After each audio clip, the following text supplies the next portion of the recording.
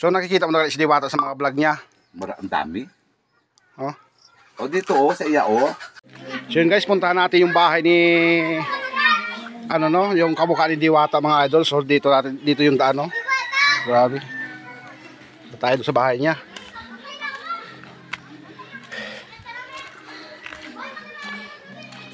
Ayun, ito na mga idol yung bahay niya oh.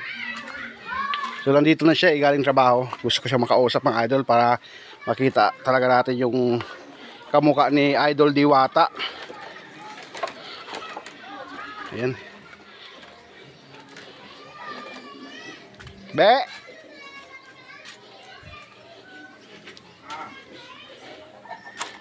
So ito guys lang ang ayan.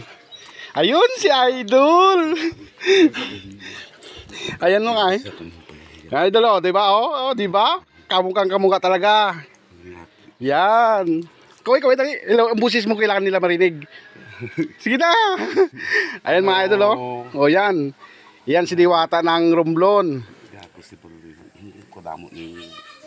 Okay lang yan. Natural lang yan oh. Guys, nahiya daw siya kasi ganyang bahay niya.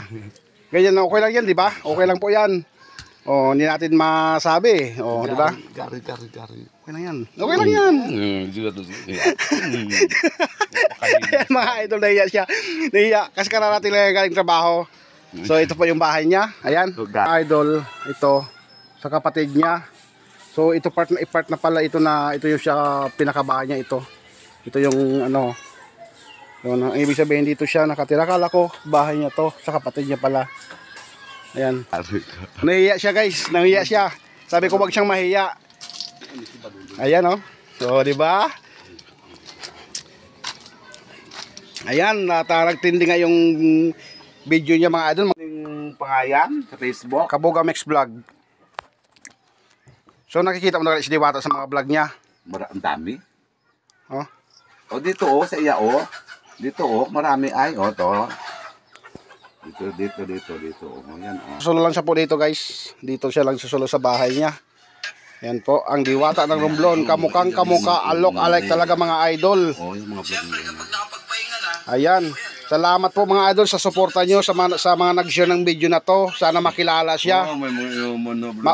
Sa mga nagtatanong nga pala dyan na kung maganda yung ugali nito o masuhit, hindi po makisama po to, makipagkaibigan ito mga idol. Mabait na tao to. Pagtuyog.